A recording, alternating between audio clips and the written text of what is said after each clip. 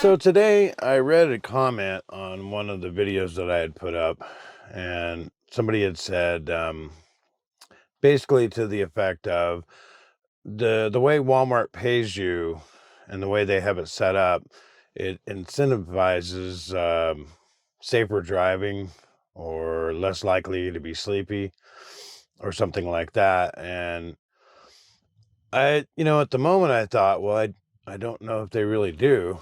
And then he had came up with an article, or at least a piece of an article, basically where somebody had written about the pay at Walmart and how they don't do load based or mile based solely, I guess, um, so that it doesn't push people to drive further or harder or get less sleep and that kind of thing. And after I gave it some thought, and I thought, actually, I think they have done it. It makes a lot of sense. Um, I know when I try to explain pay to people, it seems confusing to them because most drivers are so just stuck on the whole, I got to get a bunch of miles. And it's just not actually necessary to do that to make money here at Walmart.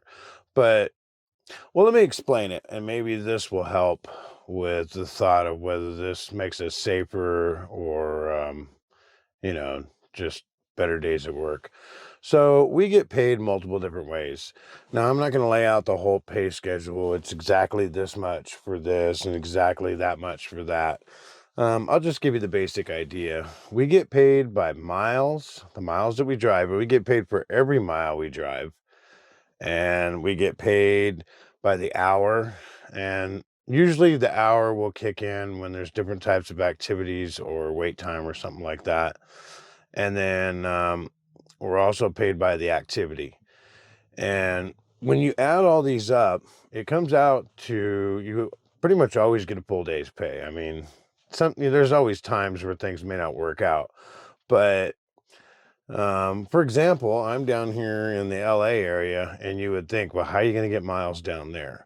Well, it really doesn't matter that much because, for one, there's a premium pay that we get for being in Southern California. I don't know if it's a lot, but it's extra cents per mile because you're down in this area, and it might even be a thing where activity may be a bit more. I don't remember exactly, but we do get extra for working down here. Um, so you don't get a lot of miles driving down here, but you get when you arrive at the store, you get paid for that. When you drop and hook a trailer, you get paid for that and for departing. If you have to live unload or live load, you get paid for that. Anything that goes past 45 minutes from the time that you arrive, you start getting paid for that. Um, at night we get paid for what's called layover. Once we start our layover, we get paid a flat fee for that. If we're putting chains on, I think it's $60 for putting chains on, which really doesn't happen that much in the winter unless we have a really harsh winter.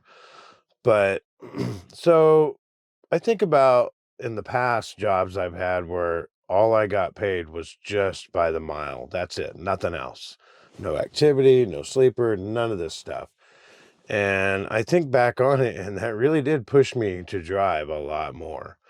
I remember times where I would just drive all night long to get where I was going, get a little bit of sleep in the morning, and then drive throughout the day. This is back in the day when I worked for other companies, and paper logbooks made it to where you can get away with stuff like that.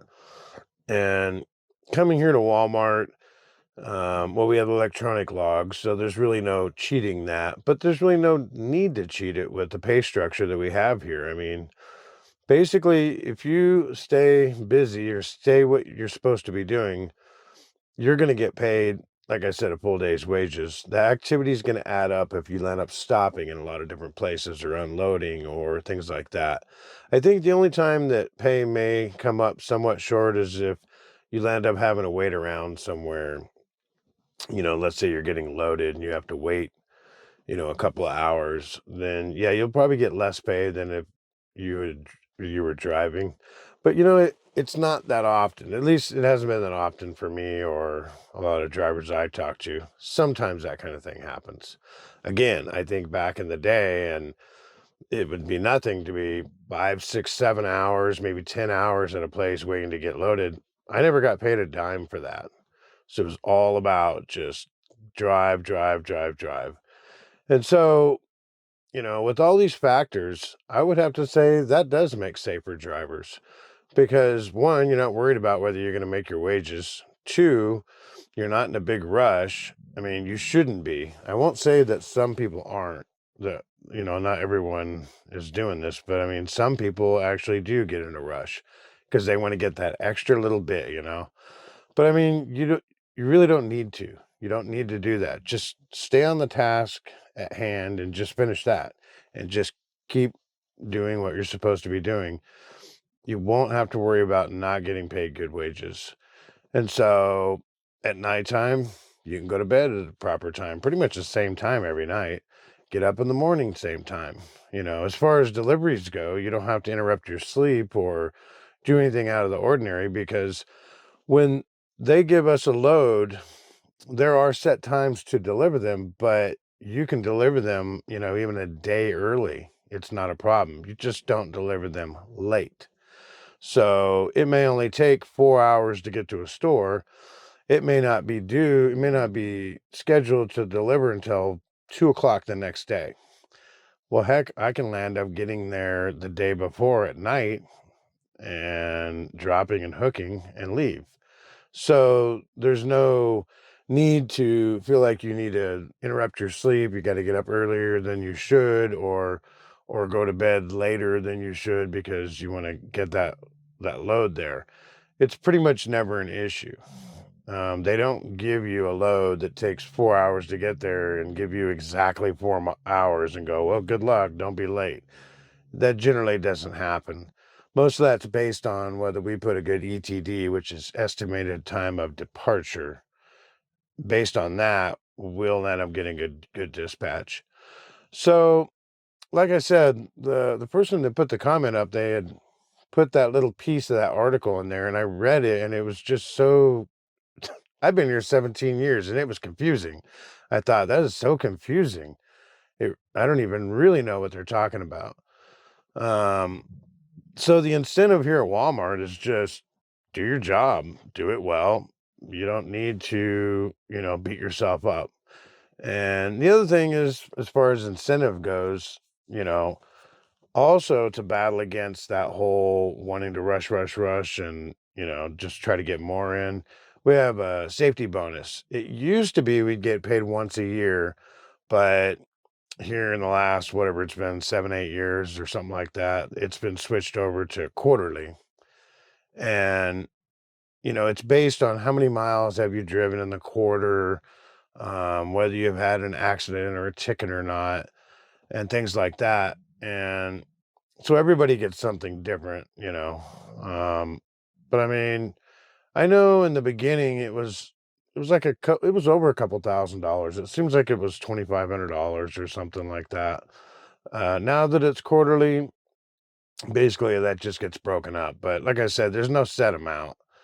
And so I mean that's even more incentive to not be in a big hurry. Just do your job and enjoy your job. So I don't know if this helps clear up, how our pay is or why we're safer.